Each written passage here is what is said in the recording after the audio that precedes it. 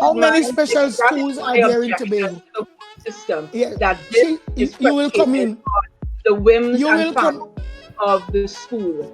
This is something that should be up across the board. It shouldn't be up to the school itself and some willing teachers to accommodate and include the children. It should be as a matter of course. It should be across the board, but the thing about it is we don't have that many teachers that were trained to facilitate. Now listen to me. It. We don't. I no, don't Nikki. agree, No, Nikki. And listen. I will say why I don't agree. Everybody slow down here. People who are all trained to that extent. Everybody slow down here. Yes, ma'am. I'm tired of the buts. Yes, there are too many buts right now. It should be across the board. It shouldn't be no but. We're not living in an age of but. Trinidad and Tobago have too much money for buts. Trinidad and Tobago government spending money, wasting money for we to have so much buts now. But this, but that. We need to have schools. Okay. Special needs schools. We need to get the children in schools. We need to put them in categories. For example, in regular schools, Simone will bear me out, in America, you have teachers having more than one teacher aide with them in the classroom. Yes. So it's not just one teacher alone. You have special aides that will deal with the children. The children are allowed to attend mainstream schools, but within mainstream schools, they have special courses for them. So they will do homeroom, they will leave, they will go. Your kids will be left behind. Your kids will be left behind. And there the jealousy will start in Tobago. The Obiago start in Tobago.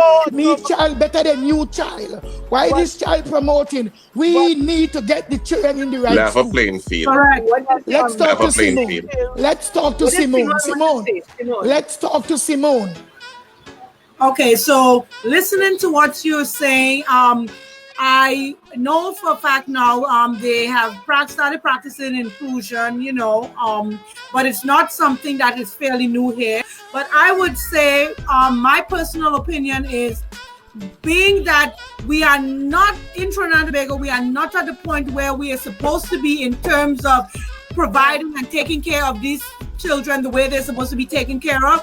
There should be special schools that these kids have to go to. These are the only kids that should be within these schools. There should be also teachers that are trained.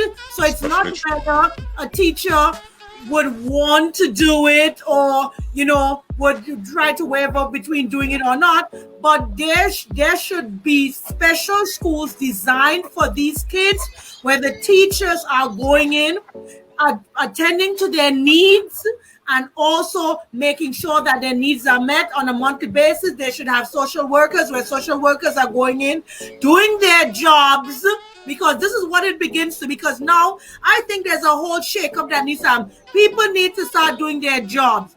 Doing their job means that they're providing special schools. Kids are able to go to these special schools. They're handled the way they're supposed to be, and parents can get the results. Because guess what? Back when I was living there, back when I was growing up, I knew special need kids. When I saw special need kids, they were in the home. Nobody knew about them. Hidden behind. We're come too far. Technology is too advanced for us to be saying that, okay, we're going to create schools, but we're going to make it inclusion. It should be special needs school designed to serve special needs teachers. We don't have that. That is the thing. We do not have. Well, we are advocating today. Nikki, to deal with them. We don't have the teachers to deal Nikki with Brown, we are advocating today, and what was normal have to change now to be practical and to be in the 21st century. We don't want to hear but. We're not settlers. We are adventurers. We're moving forward. This show is not to protect government and what they're doing. No. This show is not to protect society. This is not. That's why I love Tracy. Tracy said So people don't. a lot of it has to go back to the legislature and that kind of thing because we just don't have the system in place It's as too yet. much That's the pressure truth. on normal teachers who never trained.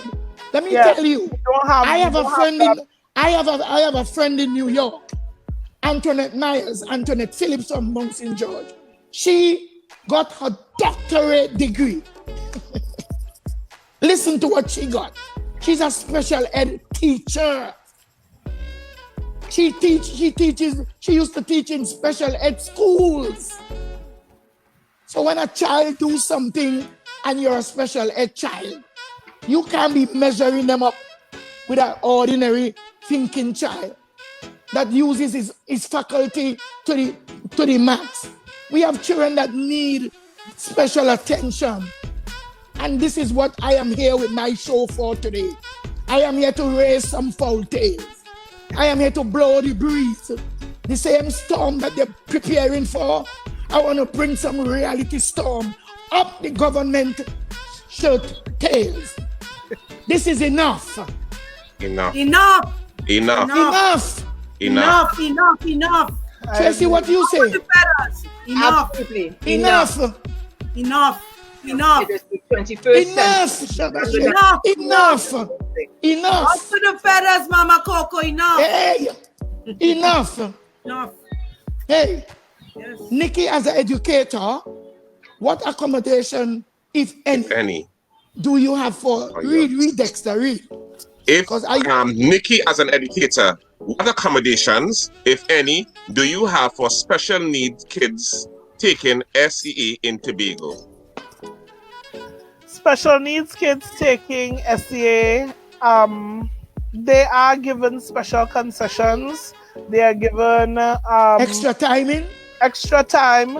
Those who have like cerebral palsy and stuff that cannot write well have people that will write for them. Those that can, that can express their thoughts will have somebody write for them and that kind of thing. And in so much as the child is capable of doing the exam, the division does put things in place for the taking of the exam. But in terms of how they go through school, we're not yet there with that.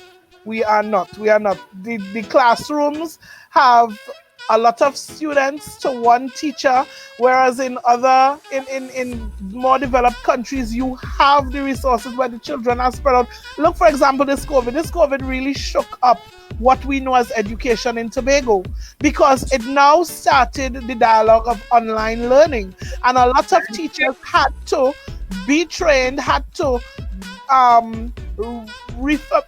familiarize themselves with the online system to be able to reach their students at a time when the children were under lockdown. And this is now, Nikki, I want you to emphasize it, because you went out, your school opened up, your class opened up, and I want you to tell us how difficult it was to see these kids abide by the rules of mask and to separate themselves. Tell us what's going on there, Nikki. Tell us. All right, so let me first say that I was one of the teachers that agreed with the children sitting the exam in August, for the reason that I recognized that regardless of what was said, the children were going to be brought to do the exams. The parents were clamoring for it, the teachers were clamoring for it, and at the end of the day, the ministry took the stance that yes, we're going to let them do the exam. So when I weighed the options and weighed the pros and the cons, it made sense to me to bring the children out, the fives and the C-Sec students, bring them out separately, let them do their exams, and then return home, so that when the general population returned in September, there would be less children to deal with and less to cope with. You're looking at the older children. So I am out at primary school, and these are the standard 5 children, and it is still a struggle. The masks are hot and restrictive.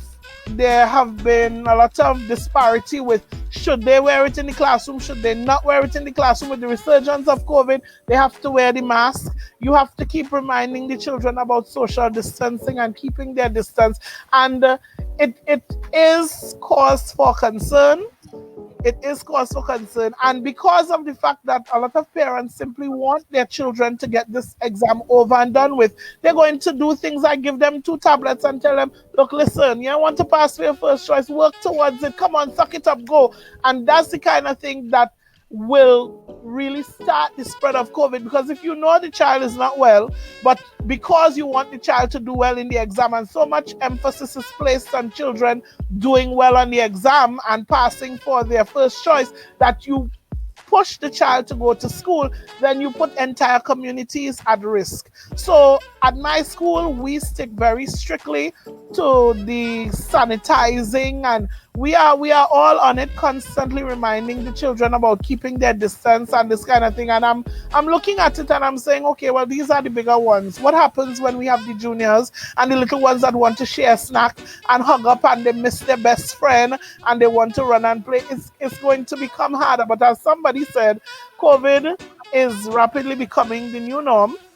So I don't know. We really have to work on finding ways of getting through to the children and establishing it in such a way that we protect life and the families.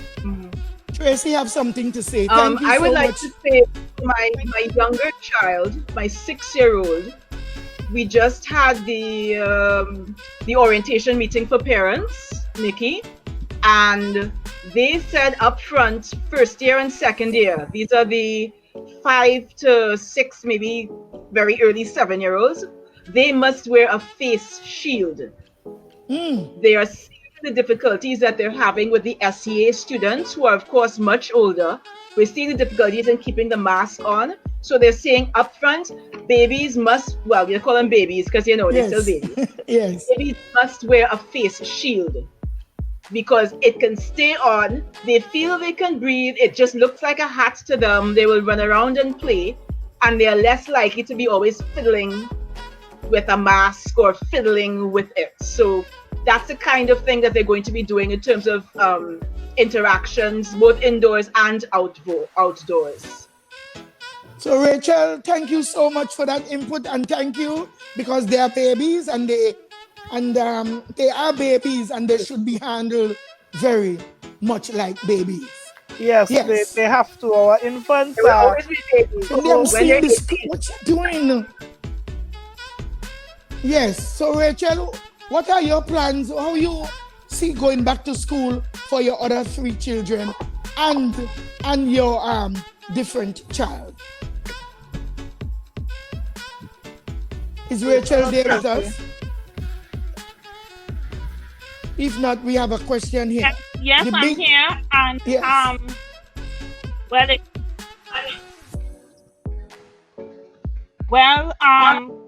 It's scary Because for me. because Rachel, In my opinion, you receive a new book list. Did you? yes. And on my son's book list, it have the laptop, and this is hard because it's not just an ordinary laptop. The school wants a specific laptop, and I don't want to get sickle or anything, but I'm like, what happened to the laptops this government issued to the schools, right? And it's hard for parents to go and get this specific laptop, ranges in a couple of thousands, right? And if education is the key, wouldn't it not be easier? I mean, this is just my little idea. Would it not just be easier for government to just get a tablet or a simple laptop and program it, or improve on the whole program that the former government had to make things easier for parents? Because of COVID, a lot of parents lost their job. And there are parents like myself who is getting money because of the social welfare, not because I want to be getting social welfare money, right? The position I'm in, my husband is on disability, because he has 3 clubs, right? He has DBT, and I have a special need child. It's not that I don't want to go there and work, and their parents just like myself. So if education is the key out of poverty, how parents like myself, supposed to make it through? And then you're talking about passage. And then you're talking about not every child gets on the school feeding program. So parents like myself, you have to prepare that meal for that child to go to school with. That's your responsibility. But if it is you're put in a position that's beyond your control, it tends to make it hard. So all in all, it's going to be hard, it's going to be scary, and I honestly don't know how am I going to do it, but that's the position I'm in, as real as it gets. So have you ever practiced or practice your kids to wear a mask so that they could start to prepare for that day? The last one that is 6 years, yes, we do practice how it wearing a mask, but she won't keep on that mask long. She really won't. She really, really won't. And well, the special child she was, yes, she won't put on that mask at all. She would not put on that mask. So it's scary and it's hard because I really don't know how other parents like myself that have 6-year-olds. I mean, some children at 6 years or 7 years may put on that mask for like maybe an hour, half an hour, but to put it on for the whole day, it's hard for an adult to keep on that mask all that length of time for less a child. And yes, we know it is to save lives and it is important, but it's getting all little children to understand that. So all in all, it's going to be hard for me. Well, Tracy was saying that they introduced a shield. Yes. For 6-year-old. Yeah. Yeah, I was really glad to hear that the school was making that mandatory, because 90% of the time my 6-year-old's mask is here or under his chin. 90% of the time. So I think the shield is the best thing we need, and I'm probably gonna have to add some sort of elastic to keep it up. Yeah. Well, there was a that is really necessary, and that is a major concern because, yes, of course, go ahead. Not all schools doing that, because for example, I got my last child's book list. She's going Tranquility Government, right? And they have they told parents that you could buy your child's face mask at school, which would be monogrammed. So a lot of schools will not be having a shield. They would be having a face mask. Yeah, that is true. And how many face masks are they telling you to purchase? How many are they telling you to buy? It's up to the parent. It's up to the parent how much they can afford, but their mask goes for like $25. I think because it's monogrammed with the school's logo on it. But the thing is, for health reasons, it goes for $25. But for health reasons, I think, Nikki, you said you have relatives who are nurses, as is my mother-in-law. But I think for health reasons, I'm thinking probably a minimum, if it's a cloth mask, minimum of 3. So you have one wearing, one washed and drying, and one dry, just in case. So that is, you see, that's yet another expense. So, Sister Tracy, we're not bringing in government too much into it, because with me, every day for me is government always getting me on my nerves. Why? The government of Trinidad and Tobago distribute masks to all the population's children. I'm talking today. A mask is cheap. A mask is simple yet effective. Why are we parents have to find $25 now per mask? Is it washable? how much washing you could get from the mask. I am perplexed with the way we sit down in Trinidad and Tobago and behave so gullible when it comes to political distress that we're going through. Why we have to buy masks? And can I say something too? There have been some concerns with the mask and the shield, because the truth about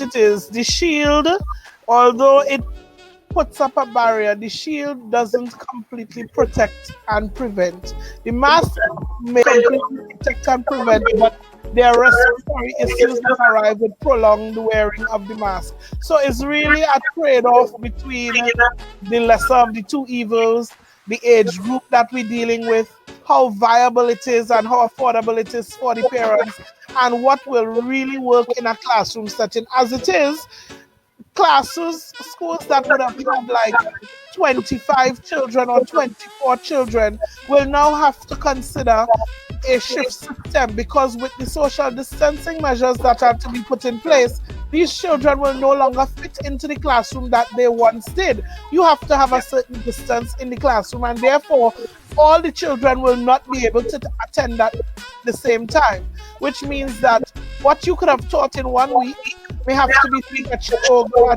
2 or 3 week period to make sure that you cover. Because if you teach math today with one group, the next group that comes in, you're going to have to teach that same math, because all the children will no longer hold in a classroom.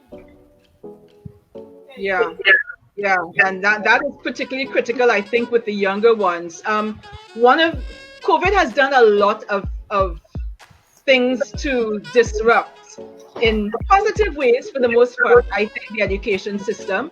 And one of the ways they have disrupted it is to show the Ministry of Education in particular that online and distance learning is not only just feasible, it is something they need to seriously consider if they're talking about education for all. Because that is the opening gambit for differentiated education, and education that is inclusive of everyone and everyone's abilities and everyone's needs. But the other thing is that they need to remember not everybody has the same kind of tech. Not everyone has the same kind of resources, whether financial or parental, guardianship, human, whatever. When Nikki is talking to me now about children being on a shift system, remember we had a shift system before, many years ago, Nikki, when we were little kids. And the reason it did not work is because people did not take into account that children who are not in school still have to be supervised. Employers did not take that into account. Business did not take that into account. Governments did not take that into account. I really want to things through this time. If my 6-year-old is going to be in school 3 times a week, or let me say 5 times over a 2-week period, then I need to be home with him when he is not in school, because nobody else is watching him. And I need to not be penalized by my employer as a result. Yes, what I want to say, that the main failure for the system that failed the last time is that kids get left admitted. They are left unsupervised. They don't go home, ending up in Mukurako, who from Mukurako ending up in Macquarie Beach, who ending up in South. All the kids, because their parents were at work, and these kids were free to do whatever they want. And the society start to get loaded, where the gangs and them came into the gangs came to play. Well, predators get the chance. Taxi driver picking up young girl, leaving home with your bathing suit, lunch kit. I was around in when society started to fail, and it will fail again. But what do we have to say? What do we have to say about that? Is that all of the schools that were built and they shut them down and never open them up. They need to open them now. So we have a spread out where we wouldn't have to have no half day children to be in the street for predators to start to roam again. You see, when you don't solve a problem, you can't get ready to start up a new act. You must know why him failed. Now we have a question, because we have to move on. It's 3 hours and a half now. And we have Alexa, you're going to read this question. So the question is, parents, how are you preparing for your children in the event that you are no longer here to help them? That was going to be my question next, but look at that. That's the question. We are living. I don't know what you mean. I'm never going to die, so I will always be here. Ask Rachel that question. Rachel, you want to answer? I did ask you that. How do you pray? And what you're praying for? In case you should leave. No, you said, I asked you, because of the amount of pressure you was going through, if anything ever flashed through your mind to give up. This is the same question, Rachel. Please answer. Yeah, it does flash through your mind, especially when you're really, really tired. On the bad days. On the bad days, you do wonder. On the bad days, you do worry. On the bad days, you spend a little extra time in the shower, hiding tears. But basically, we're all doing, I think first of all, we're all doing what every parent does, which is just try your best to get your children into a position to be as independent as possible as soon as you can.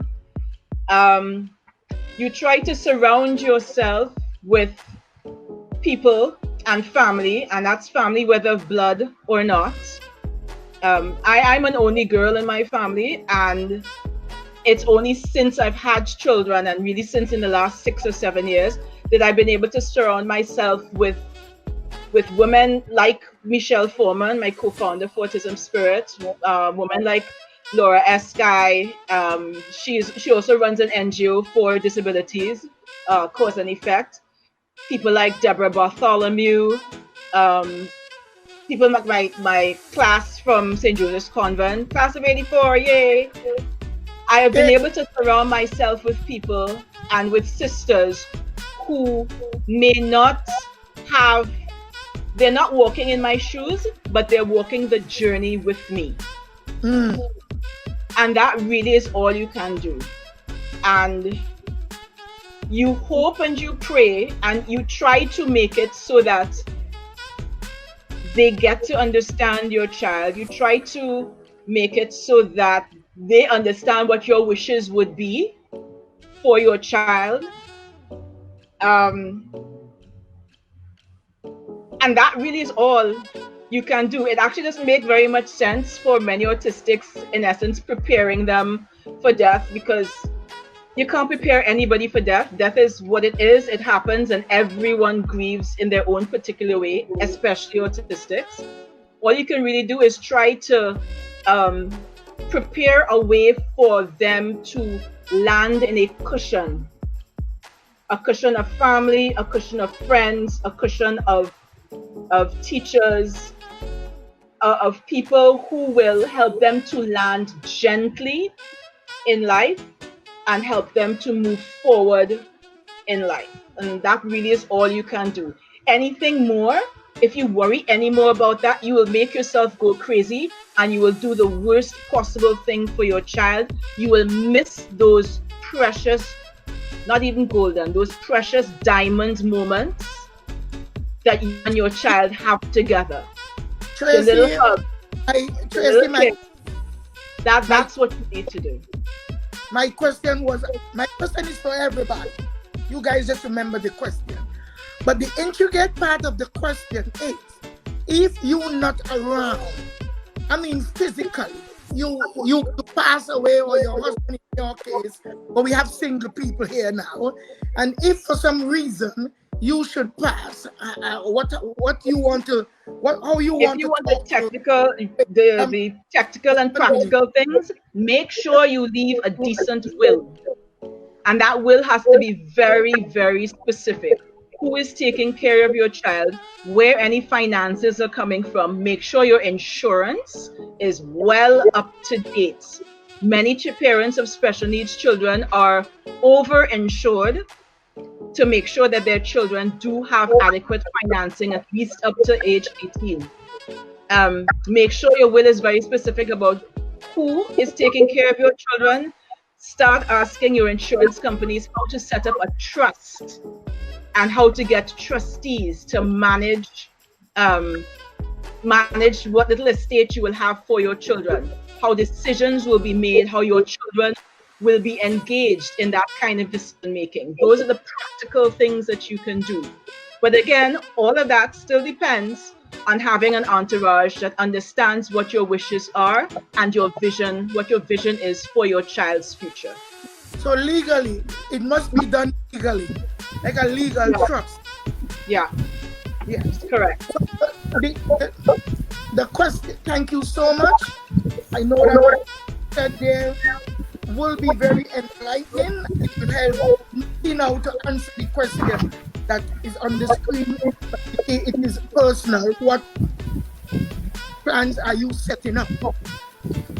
You have to do it right. You have to get ready. Me?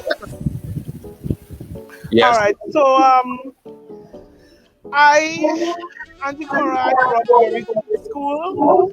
I am a product of my grandmother, Eureka Baker, and I grew up in a very extended family. Aunts, uncles, everybody had the right to correct you and discipline you and that kind of thing. One minute, Nikki. Let us say bye to oh, we love you.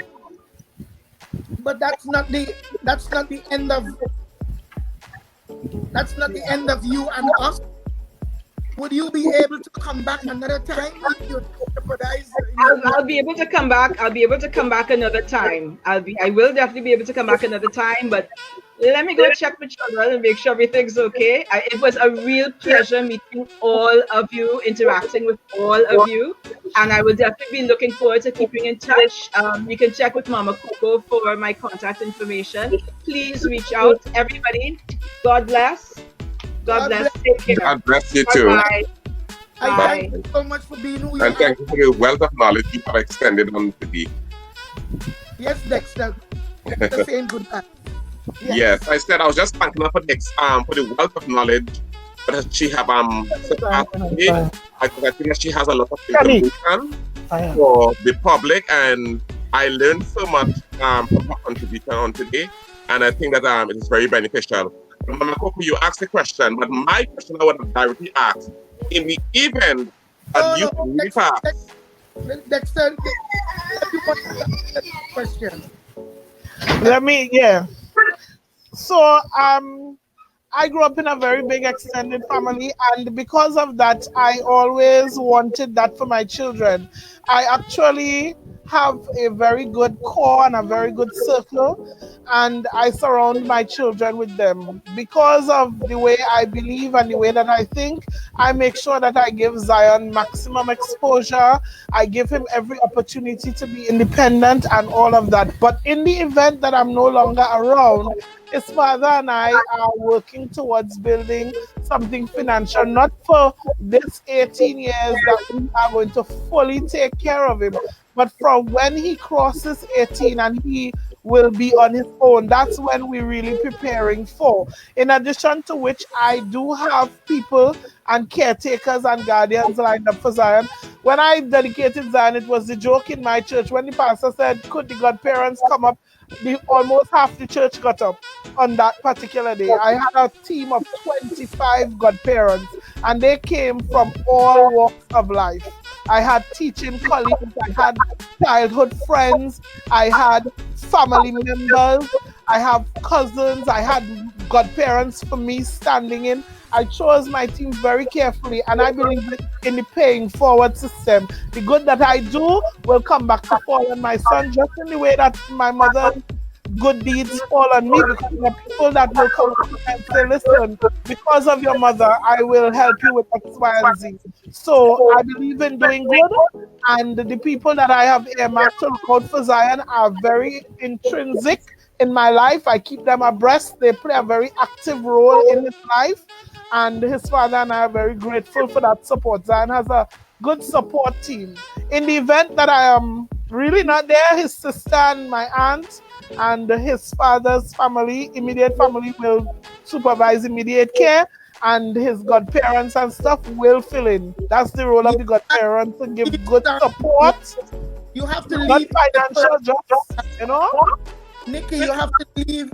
You have to give power of attorney to somebody. Yes, I have. My sister. Well, amen. Praise God. And my daughter is now approaching 18, so she can also choose to take up that mantle if she so desires. It's not an if. Not an if. You have to be leaving a legal. Leave it legally. You know, a lot of people that say, I'm going to help you. Oh, God, I'm sorry. After that, everybody realizes, come on. Yeah, man. No, well, I do have a legal guardian for him. Thank you so much. Yes. Thank you. That is what we want to encourage right now. So, Brother Dexter, you have anything to say, but then everybody else have to answer the question. I think that what I was going to actually ask, the same question, Nikki has just answered it, because sometimes, like what you just said, Mama Coco, people will tell you yes to everything, and when it comes down to the actual rubber hitting the road, people will back out. They will say, no, you know, not me. So your question actually, you was asking, who will bail the cat? Who will stand with you? Because like my sister would say, if something happened in the morning, she would be beyond assurance about whether the kids have their father or not their father. She knows that she have me, 100%. She knows that. So this is what Mama Coco is actually asking you guys. In the event something happened, who do you have anybody that you could count, that you could close the eyes and say beyond a shadow of a doubt, this person will stand in for my child, knowing that your child is a special need and will need that special attention. You don't want nobody to steal out the money, use it up for their own, and then they abandon your child. Exactly. Definitely not, sir. Definitely not. So here we go now to Simone, my girl, Simone. Simone, the question. So, yes. So, well, for me, definitely having a legal document is definitely important. I also would say, besides having that legal document, I have girls, and I will tell you that my girls, the way I have raised them, is once I had my little daughter and she came into the picture, it was about us. You know what I'm saying? So we are closely knitted, tightly binding, everything you could think of. And I would tell you most of the time when we're home, apart from everyone else, these girls are usually there to give me that assistance. So I can rest assured, and I would tell you, whatever happens down the line, I can rest assured that, you know, I can tell you that my kids, they're our immediate family, where they'd be on my side, my husband's side. I think, you know, she would be well taken care of. Because rest assured. You know what? You may have your sister, and your sister love your kid, but there comes sister marrying a man, right? And then things can change. Mm-hmm. There things can change. So yeah, spreading it out. I am not naive, and I know none of them are naive, and you know what. So yeah, we have it. Well, for me, when my first daughter and I were not all that close, but my second daughter, she's living at home with me, and she does help. My teenage son, he does help. But most importantly, I try to teach Catalia as much as possible that she could try and do things for herself. Because, all right, at age 8, Catalia is developing very fast. And I say very fast, body-wise, she's developing. And as much as it is scary watching an 8-year-old developing in such a manner physically, I try to talk to her each and every day. How much she does understand, I don't know.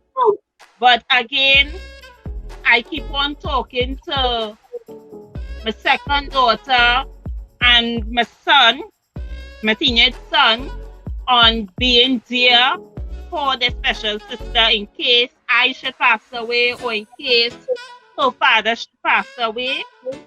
And even the last one does act like if she's the older one. You know, so besides putting my trust in God and besides hoping and praying that the siblings home here really continue to do what they're supposed to do for her, I myself still trying to fight my way out of poverty, keeping it straight as is, trying to ensure that before I go, I can leave Catalia in a concrete house, knowing that she could be comfortable, that she won't have to really fight for anything to a greater extent. And I try my best to align myself with people that, how to put it, that will be angels. Because sometimes blood family does say want to do something else. And I'm in that kind of moment right now in my life where blood family is not really there for me. So right now, just basically my husband, the 4 kids that here, including Catalia, and I wouldn't say strangers, but the family that is not related to me via blood. So all in all, that's the best I could do. Continue to fight and fight hard. One thing I would advise you is that with your daughter, it's very, very, very delicate, and things can happen to her. You could become a mother. You have to think outside of the box. You can't be naive, and you could end up in a situation where the public will throw more blame on you, as if any blame at all is real. None is good. You are not supposed to be assassinated by anyone in your predicament. And I pray today that Almighty God will open up doors for you. And I want to tell you that you need to speak with a lawyer. You need to speak with children, not only Catalia, not only her, and hope you teach your kids fire safety, especially her, because you know they love in parents' actions, or love when they are not supervised fully, because you recognize when you leave the house just to go for food or to go run an errand, she doesn't respond to anybody. She cries, she waits for you. She's traumatized when you leave, and you told me when you come back, she will cling to you because maybe she doesn't want to leave again. Your situation is very touching, and I wish there is a way that I could ask for some help for you. I know that you don't need all talk. You need help ASAP. You need counseling.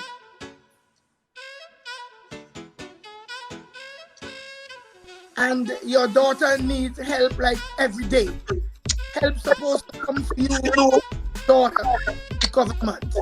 I can't understand what is happening in Trinidad and Tobago. And I want everybody to say, enough is enough. Enough is enough. Enough is enough. Enough. Enough is enough. Enough is enough. Enough is enough. Enough Enough. Enough. Your daughter needs personal aid. In the name of Jesus, we claim it today. She needs a personal aid to help you. So that even if you want to take a nap during the day, somebody is there advising. Hey, Father God. Jesus. Father God, enough is enough. Enough is enough. She needs a personal aid Amen. to come with her food. Enough is enough. Enough is enough. Enough is enough. You need transportation for your daughter through the government and social welfare. Enough is enough. Enough is enough. Enough is enough. Yes. Yes. Too much injustice. Enough is enough. Enough is enough. Too much injustice. Too much. Enough is enough. Enough is enough. See, people on the outside, money, Nikki Brown. People on the outside doesn't know what this one woman is going through. And I heard you said tell us how you feel about it. About Rachel's situation. Rachel, when I look at the lineup this afternoon, you have the three spectrums of the disability. You have those that were assisted, those that were partially assisted, and those that are really struggling. And Rachel, I really commend you for what you're doing and how far you've gotten thus far, but it is very unfortunate and unfair that you don't get the full range, you don't get the assistance that you really need and desire. There was a program that we had in Tobago where you had elderly or disabled people, they would send a caretaker to your home, state paid to help. That program was cut. I mean, these are the things that parents with special needs children really need. If she doesn't have the background support that I have and she's on her own and her husband is on disability, it's very unfortunate and heartbreaking that she has to struggle through this on her own. Even Rachel, she has a mother, but the mother putting up a kind of fight against Rachel for house and that we're not going to go into that this evening because that alone, if you guys hear that, will be so heartbreaking. You guys might not be able to eat or sleep later. This is painful, and Rachel, I want Simone to speak to you a little. Rachel. Yes. Rachel, listening to your story is very, very, very touching. And I would hope that doing this live with Mama Coco has brought some serious awareness to the people and to everybody, not just to us as parents, but to everybody. Enough is enough. Enough is enough. You need to get the help, and you need to get it now. Not tomorrow, not next week, not day after, but you need to get the help now.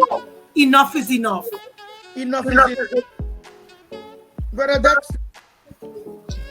Mama Coco.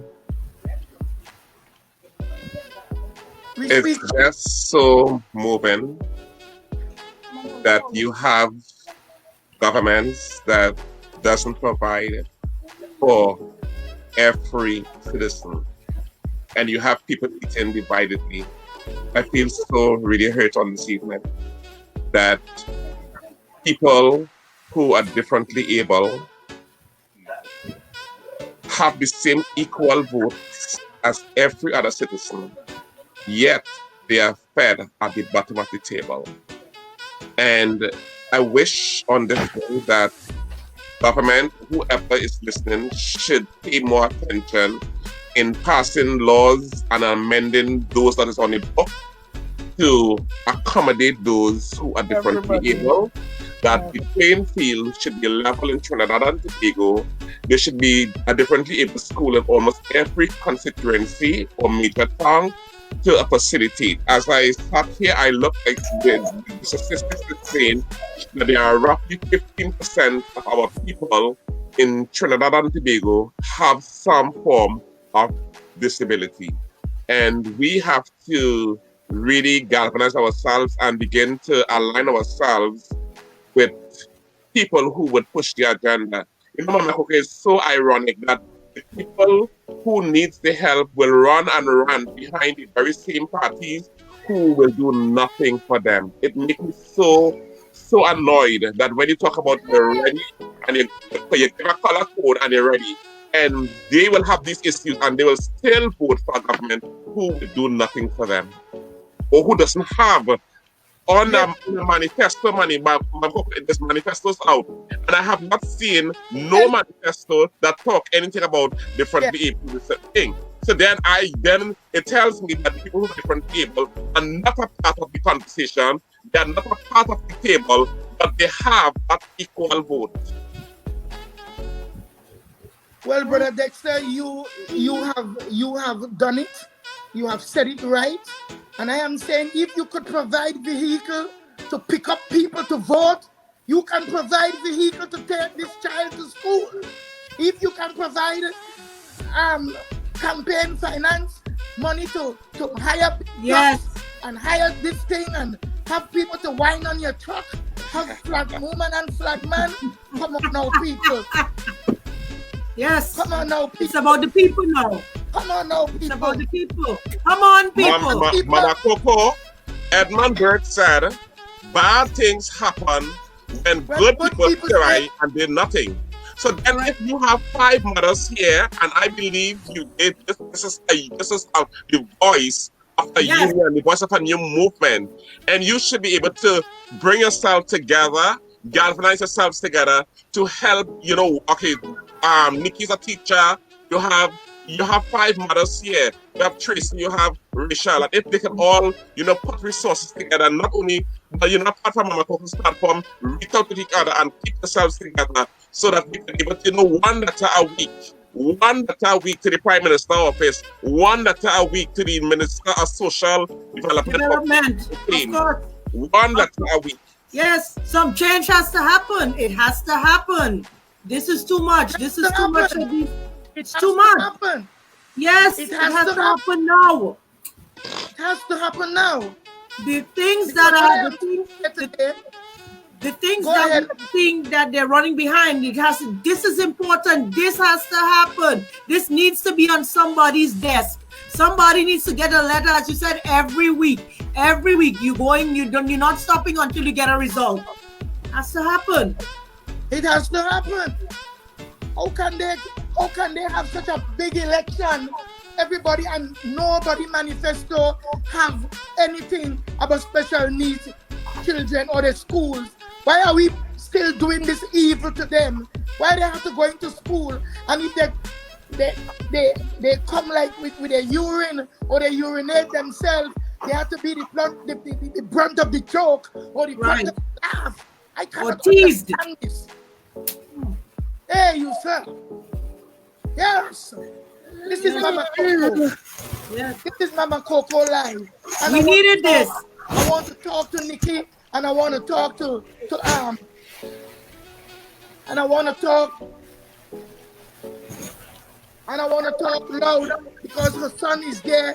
And we might think because this and that they're not understanding, but we never see mother sit down for so long not attending to him. He has never seen Simone, your daughter never see you sit down so long. Never one day. I'm always going. Never. Rachel, your daughter can't even understand what you're doing right now because she has kept your attention all day. Yeah. And that's the thing. These kids need attention all the time. That's what it is. The attention is ongoing. Mosaic or plain talk. I don't know. Your child have a special need. Yes, and it should be addressed. The measures should be put in place to have these things taken care of. When we choosing somebody, we say, you are a politician. We ain't saying that you are. We vote for you as a politician. 40 something of you we voting for. What the hell is all your problem now? Right. And when we vote for them, we expect them to make the changes what that is necessary. Enough is enough. I don't want to jump in, but what you're doing here today, Mama Coco, is a great thing, right? But if you have politicians in your constituency and you have not been going to the politicians and telling them what is your problem, how do they know your problem? You have not gone to them, the problem has not been to the agenda, so we can talk, Mama Coco, we don't from now to February. So what you have to do is to we wanted the governor of New York State to freeze tuition in 2016. In order to then we write a letter every day. Yes. Letters every day. And they froze tuition for CUNY students in 2016. And in this year, we did the same thing again in 2020. You have to get the problem addressed. We only house in the program. We are sometimes around politics. Most of our people are illiterate. We don't have any sense of thinking. So you see, red and red and we go out there, yellow and gold and go there. But how many of our politicians know that differently able students needs to be on the agenda? I have advocated for this before. But they say you think some of them ain't know, some of them have the same training in the damn house. But they know how to handle their own children. We are not highlighting it because they know. They know. Why we have to write letters in the Newsday Express. These are the things you have to do. Mama Coco, you know about advocacy. You know when you have to advocate, it will take time and time. But the more pressure you put on a politician, every week, the politicians will be bow. You will bow to your knees. You have to write a letter every week, shoot emails to the office.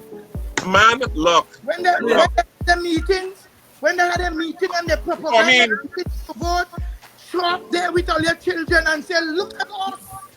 We are part of the voting committees. We are the ones that putting you guys in power. We need help now. Yes. If I were home, if I were in Tobago, I know. I were home. And that is the thing, Mama Coco. Some of these people, I'm thinking they're afraid. I'm not sure why they're afraid, but you have to understand, every one of them, they have a voice. And if they don't use the voice, they cannot be heard. They need to start to wake up and use their voices. You have a voice. You have a voice. You're gonna tell me that we don't know how many disabled children in Tobago? You wanna tell me that we don't know how many of them just die? How long they just live? These are statistics that we're supposed to know. Correct. We're supposed to know. We should be given food grant, food card to Nikki. Whether Nikki teaching or she reaching or she preaching. She should get it. She should get it. Level playing field. Level playing field. Level. Everybody should be equal. I denounce that bombastic, illiterate, you hear me tell me, uncaring attitude in Tobago, especially Tobago, where Trinidadians will get certain things and Tobago and get a crap. But then we talk about again, it boils down to the half and the half, not how divided we eat. How divided we eat. And everything is on a spectrum of food. How divided we eat. Who should get the ice, who should get this, and who shouldn't get that. I believe that you should share that if you are spending $20,000 in Trinidad, in Spain East, then you should be spending Spain North, then you should be spending Caroni Central, then it should be level playing field. And everybody, equitable distribution, level playing field. Thank you, Dexter. We have to pay more for Tobago than a bag of cement more expensive in Tobago than a bag of cement in Aruca right there by Bagwansing. I don't know what is happening and people want to vote the same way. I am saying don't vote the same way. Enough is enough. Vote for change. Yes. Vote for change, of course. Enough is enough. Why you people? Because Simone teaching and his sister living in the same house. Her sister money is her sister money. Hey. But Mama Coco, a grant was provided for children who had special grant, who had to do surgeries and all these things. What happened? Instead of you improvise on the plans, make the plan, make the grant better, chop the grant out. So now you have a child who had to do surgery for special needs. They cannot access that fund.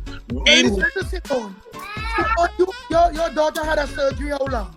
Yeah, so my daughter, my little one, had a surgery almost a month ago, a 2-hour surgery. And the process leading up to it, you go through the necessary things where the doctor stipulates, lets you know the surgery has to take place. But once the doctor lets you know that there's a surgery that has to take place, everything else after that is not in my hands. Everything else is taken care of for me. All I have to do is show up. Show up. That's it. Why should healthcare, I'm thinking, which is very important for everyone, why should that not be at the top of the list over there? I'm surprised. Accessibility. Simone, the syndrome that Trinidad and Tobago want to leave a burden on everybody's chest and mind with. You tell me, is there anything as a mild syndrome? Well, when I had my daughter, I was diagnosed trisomy 21, and then what happened is that once I was diagnosed with the trisomy 21, I started doing a little bit of research. I came across that there are different types of Down syndrome and all sorts of that. So they give you a breakdown of exactly the mosaic, like what clinic was talking about. But when I go to the doctor, it's just trisomy 21. That's it. That's all it's listed as. So it doesn't disqualify me from getting the services that I need to get to. Once it's trisomy 21, across the board, I am going to access those services. Which is what I thought it would have been. But the system here has separated it into mild, moderate, and severe. And if you are not in the severe and incapacitated category, you are not allowed to receive any public assistance. The system bad. It is. It is. Tell you about your child. Is your child in the category of Down syndrome? Tell us something. Yes. Zion is trisomy 21, which is what I would have said. I said, but he is trisomy, and he needs assistance and he needs help. At the age of 18, he's still going to need. Yes, I'm going to try to get him as independent as possible, but he's still going to need assistance. So you defeating the purpose of the entire thing, but. I hope the system needs a revamp. I want to ask the open question, but Jesse already left, so I'm going to still ask you. What should a working mother do when they have a Down syndrome child? Because I have no preparation for this. Do they? I have a question or something to say, right? The support that children with special needs get is as if our government says, okay, we're giving them money, and that money is supposed to be enough to do what these kids have to do. But nobody sits down and goes into what exactly is the cost of everything that these children need. They just figure that they have it as if they're doing us a favor. And we're supposed to be grateful for what we get. But really and truly, when you do the math of what we are getting as parents who have special needs children, it doesn't cover it. It leaves us, you're grateful that you're getting, but you still have to go there and beg and beg. Use the word beg. I want to hear you beg, because that is what you have to do every time. The food are not beg. Even like with Catalia's mouth is starting to give, her teeth is starting to twist, right? Now you would think that would be handled in the dentist public. No, I have to go private. to handle that.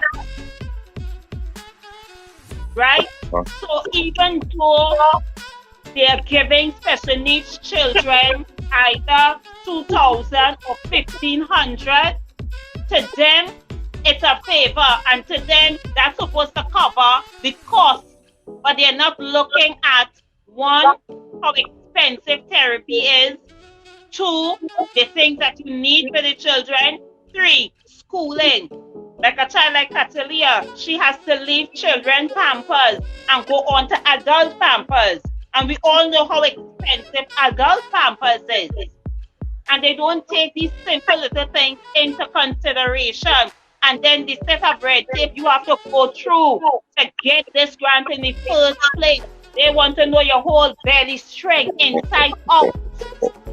You have to really be catching your royals just to get that money. And when you do get that money now, you still have to go there and beg and beg. So that's all I wanted to say. Jesus. Jesus. Father God, in this that first day, Father, you give us the strength. Father, share your joy with us so that we can receive your strength. Timon, you have anything to say? Can we get everybody closing statement? Everybody, we are 4 hours in and we need to these kids. Wrap up. So we are. I just wanted. Go ahead, Simone. I just want to tell everyone here that is here at this time, even our viewing listeners, this was really needed. I really, really enjoyed this segment. And I am hoping that from this, something positive can happen, change can happen.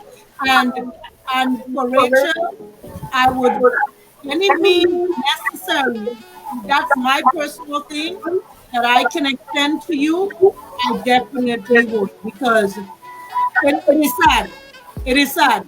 And I consider you as a mother like myself. I know what it is to have special needs kids. I know sometimes what the demands are. And I know sometimes when you don't have that help, how it feels. So I personally, whatever I can do, I will personally extend myself to you. Thank you. Thank you. So I'm gonna go now, my girl, Nikki, for your closing statement.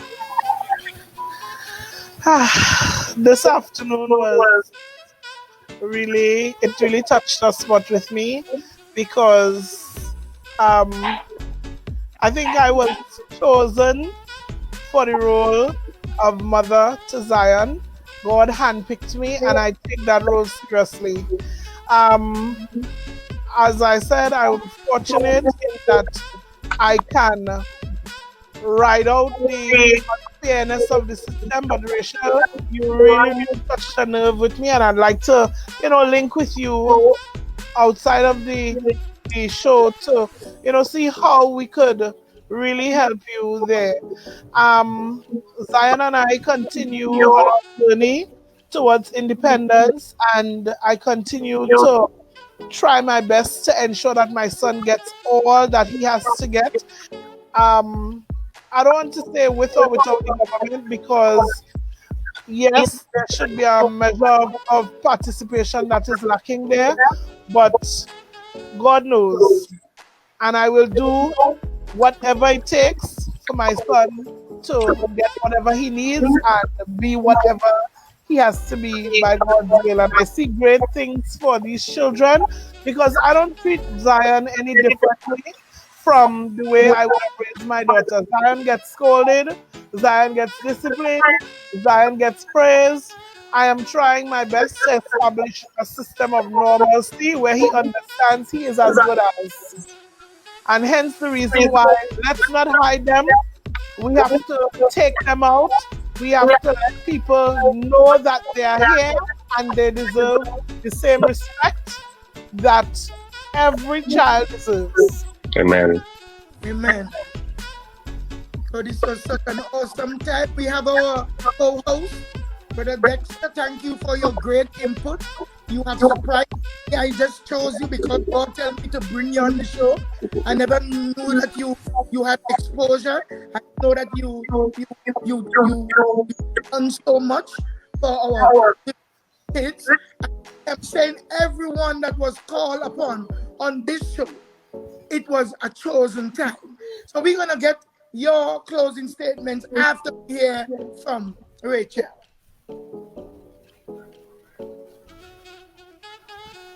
Go ahead. Yes, Mama Coco, I want to thank you. Thank you so much, because when you called me to invite me to come on the show, you called me at a point in time where I was feeling at my lowest, because I'm really going through some stuff that I'm trying for it not to break me. Woo! Yeah. And thank you very much for having me on the show. Thank you very, very much. Thank you.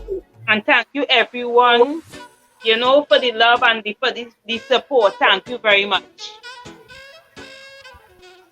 well, That's all I will say that. Welcome, and I'm so glad to introduce you to these women. These women, I can't say especially Moni, or especially Simone, or especially Tracy. I'm gonna introduce you to everybody, including Dexter and my audience. I want you all to know that it is real out here. This ain't no fake. So God allowed me to get everybody and ask no one. I know now. Everybody say it will be a pleasure. Man, listen, Simone, tell him how you answer me.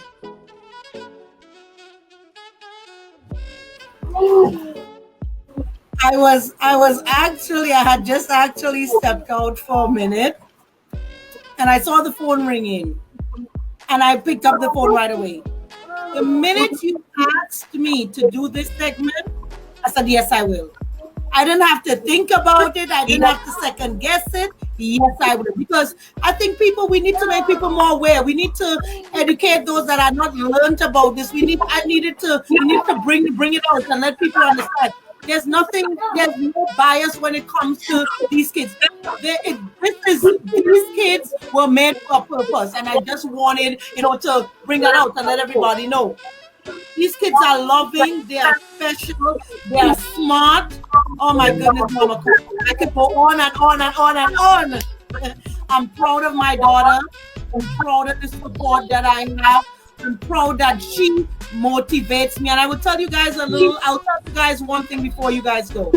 When I decided to continue my education, I was saying to myself, okay, I have a bachelor's degree, so I can work with that. But something inside of me, when I looked at her, I said, I need to go on. And she has been that motivation for me. All my kids are, but when it comes to her, she would always be that extra motivation that always keeps me going and going and going. She brings so much joy to my life. God don't make any mistakes. He don't make any mistakes. I never think he never makes a mistake. And we were all chosen for a time like this. We were all appointed for a time like this. So embrace it. Embrace it. This is not good. Yes, you want to preach and all. You know what's going on. But let me tell everybody, you see situation like these and others, there's always bring out the preacher in everybody. Everybody preach. And when the time to express your love or express even the ups and downs, it brings out the pastoral spirit in you. So, Brother Dexter. Mama Coco, my final word would be, "'Tis so sweet just to trust in Jesus." Yeah. 'Tis so sweet to trust in Jesus, just to take Him at His word, just to rest upon His promise, just to know thus saith the Lord. Jesus, Jesus, how I trust Him, how I prove Him more and more. Jesus, Jesus, precious Jesus, oh, for grace to trust Him more. Thank you. Amen. Thank you. That's my final word. That's the final. That's the final word. Is that your final answer? My final word. Tis so sweet. As you were speaking on this evening, Mama Coco, and I was listening to everybody speaking, if you realize I was actually crying, and in my ears I was hearing, tis so sweet just to trust in Him.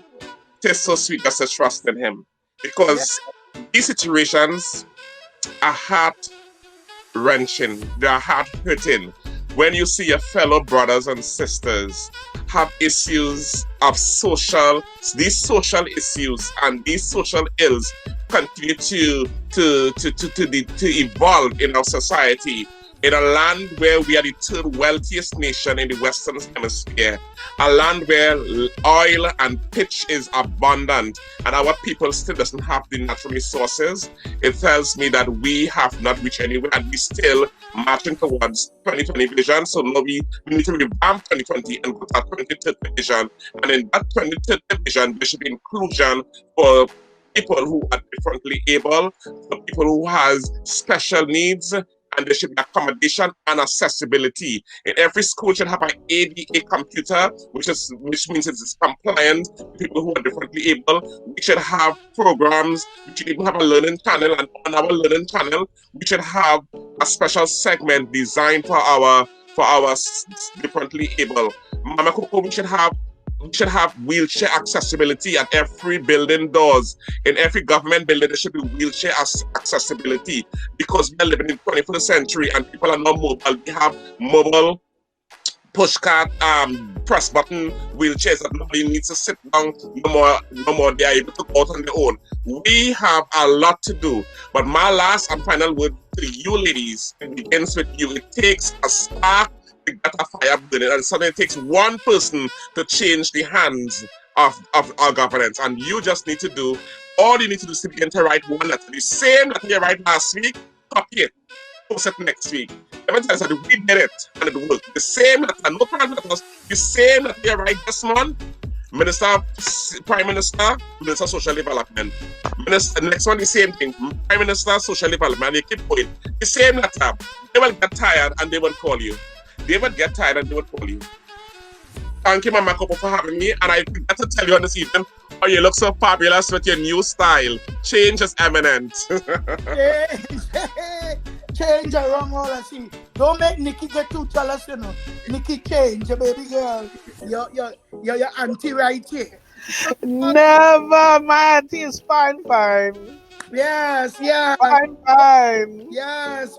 So to all of my guests here, my co-host, and to the audience, to the technical team behind, yes, I want to thank you guys. I want to thank my daughter, Dr. Cindy Duke, for encouraging her mom to really step up and move up and do what's right in Jehovah's sight. So to everybody who was there, may the peace of God, which surpasses all human intelligence. Oh, we have a packed week coming up. A packed week coming up. And Saturday, the 8th, yes, I'm going to do a special political show. I don't know if I'm going to be getting any politicians, but I will get all the political minded, all the politically enthused, all the politically excited people. And we have one here with us right here, Brother Dexter. We're going to have Brother Alan John. We're going to have Sister Ali G. And Brother Osuna, Dr. Reed. So we have impact. We also have on Wednesday. We have on Mr. Ram. What's his name? Ramlo. Come on. Ramjan. Huh? I think it's Ramjan. Yeah, Mr. Ramjan and his wife. We having a double barrel team of excellence, prominence. Yes, intelligence, charms, and wit. Very informational packed. So the week coming up here, we on fire. And Saturday.